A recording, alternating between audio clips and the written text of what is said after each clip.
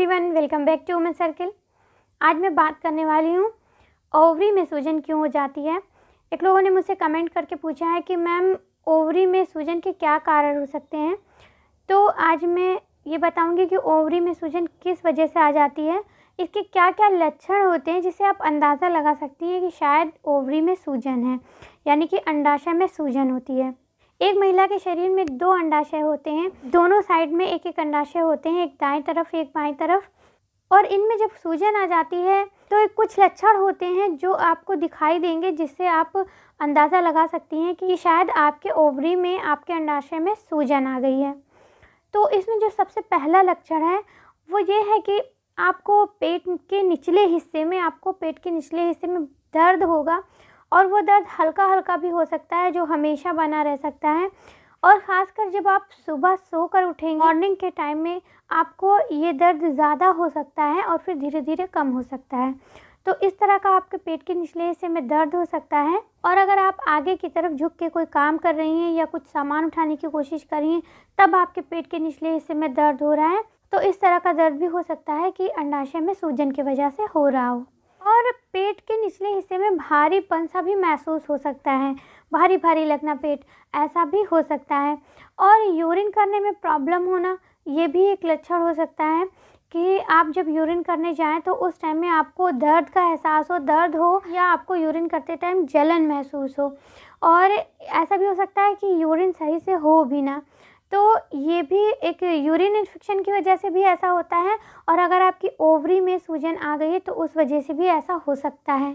और जब ये दिक्कत बहुत ज़्यादा बढ़ जाती है तो लक्षण कुछ और चेंज हो जाते हैं, जैसे कि दर्द बहुत तेज़ हो सकता है, और दर्द के साथ साथ आपको फीवर भी आ सकता है, और उसके साथ साथ आपको जी मचला सकता है, या हो सकता है कि आपको उल्टी भी हो सकती है। तो ये सारे सिम्टम्स आपको दिखाई दे सकते हैं। अगर आपके ओवरी में सूजन है, आपके अंडाशय में सूजन है, तो ये सारे सिम्टम्स हो सकता है आपको देखने को मिल सकते हैं।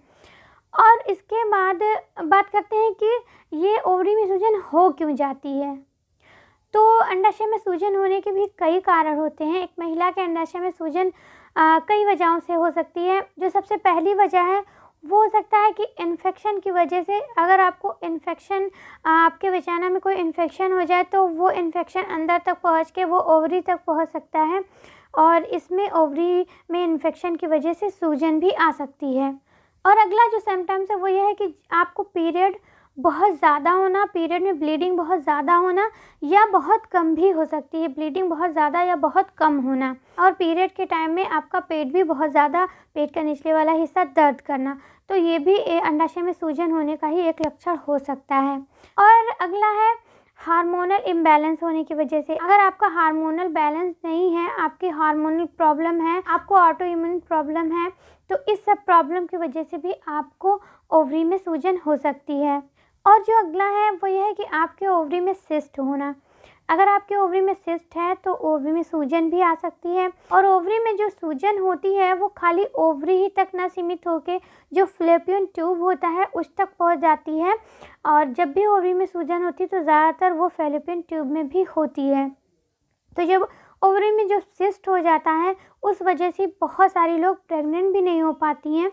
और ओवरी में सिस्ट होने का कई कारण हो सकता है, जिसमें एक कारण ये भी है कि ओवरी के अंदर हर महीने महिला के अंदर एक अंडा रिलीज़ होता है। वो अंडा जब रिलीज़ होता है तो उसके बाद वो फूटता है, लेकिन जब वो अंडा फूटता नहीं है, वो अंदर पानी इकट्ठा हो जाता है, तो धीरे धीरे वो सिस्ट बन जाता है। और कभी कभी ऐसा होता है अंडा फूट तो जाता है लेकिन उसके बाद भी उसके अंदर पानी इकट्ठा हो जाता है और वो सिस्ट बन जाता है। तो इस वजह से भी आपके ओवरी में और फैलोपियन ट्यूब में दिक्कत आ सकती है, सूजन हो सकती है।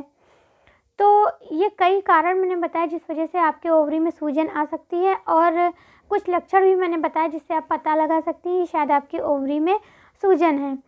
और उसको आप एकदम क्लियर करने के लिए, अगर आपको ये सारी दिक्कतें हो रही हैं तो आप उसके लिए अल्ट्रासाउंड करा सकती हैं। आप डॉक्टर को दिखाइए, डॉक्टर ज़्यादातर अल्ट्रासाउंड करते हैं या ब्लड टेस्ट भी करते हैं। और कभी कभी जब इतना सब कुछ करने के बाद भी पता नहीं चलता तो कभी कभी एंडोस्कोपी भी की जाती है, उसके ज़रिए पता लगाया जा सकता है कि किस तरह की सिस्ट है, किस वजह से सूजन है, क्या दिक्कत है। फिर उस हिसाब से डॉक्टर उसका ट्रीटमेंट करते हैं। तो अगर आपको ऐसे कोई सिम्टम्स दिख रहे हैं तो एक बार डॉक्टर को ज़रूर दिखाएं।